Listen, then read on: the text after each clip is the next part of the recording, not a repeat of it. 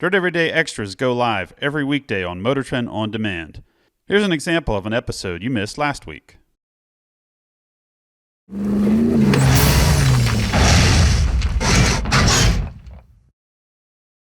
Dirt Everyday Extra coming live from this field in Birmingham. The middle of the woods. We're next to the train tracks in Birmingham. Shh, don't tell them that, Dave. We needed a good spot to film this. All right, let's answer some viewer questions. You ready, Dave? Yeah. This is a tough one. Brian Wing says, I have a 90 Jeep YJ that I want to put a Chevy 305 in. What parts will I need to complete this? Keep in mind, I don't want to change the transmission or transfer case. I know I'll have to beef up the rear end. I literally want to pull the 4.2 out and put in his 305. That's a job that's been done for hundreds of years. Yes, he has an AX-15. Is AX-15 going to live to a 305? Yeah, for sure. What about an old one from 1990? Yeah, AX-15 is a strong transmission. I would make sure it's in good shape. Sounds like the SWAT team's coming in on us. You'll need motor mounts. You'll need an adapter plate. You'll probably need a different clutch setup. Yeah. Advanced Adapters has all of that stuff. Yeah. So does Novak adapters. The AX-15 is strong. Jeez, they're literally flying right over us. The AX-15 is pretty beefy, but I would make sure that it's in good shape. Because if you... Well, that 305 is only going to make 200 horsepower, like max. So it's not going to be that much of an upgrade. True. From the 4.2. The only other thing I see is he's going to end up either running a carburetor or have to go with like a fast fuel injection or something like that if he wants to be able to run at angles. So putting an old 305 in a Jeep that's going to be sort of a rock crawler maybe, you might end up with some carburetor issues if you aren't really adept at tuning a carburetor for off-road use. What rear end would you put in?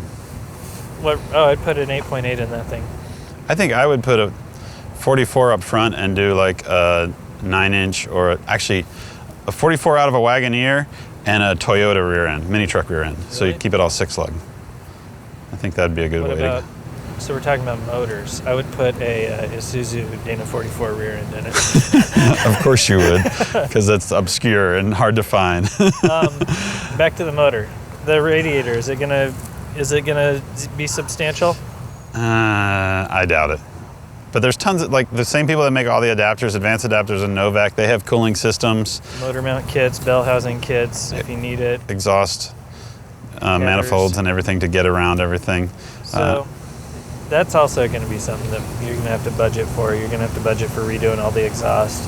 It'd be really hard to like build a 2-into-1 that actually hooks up to your existing single out. So make sure you budget for that. Budget for your a 90 YJ would have a low pinion Dana 30 front with the axle disconnect. Yeah. I wouldn't waste any time and money on that. Yeah. You can beef them up, but if you're going to a 305, you're barely going to have enough strength. Like you could put a one-piece axle shaft in, but you're still running low pinion in the front, and that is not usually a good idea. You get a high pinion out of a Cherokee, but then you're going to have exhaust clearance issues on the driver's side with that drive shaft getting right into the header. And you'd have to cut all the suspension brackets off to make it leaf sprung. What would be a better option? Put the fuel injection kit on the 4.2. I've got a 4.2 with Mopar fuel injection, and it runs great. It runs a lot better. You won't have as many headaches, because at the same time that, like, the 305 is not that big of an upgrade on the 4.2, so you might as well just make the 4.2 run really well. That's probably a good choice. And you wouldn't have to change all that other stuff. But still put an 8.8 in the rear. You were just going to put a Toyota rear. Well, that's when we were doing the 305. I think your 8.8's a good idea. Confused you thoroughly yet? All right, thanks, Brian, for... Now we got to build this thing. We have a YJ at home, but it's got a 4-liter in it. Brian Wing, that was a good question. You have any other insight for him? No, I'm just as Paint it green. As Brian is. Yeah. All right, hi dog. All right, that's it for Dirt Everyday Extras. We will tune in again tomorrow with another question from one of you viewers. Thanks for watching. Thank you.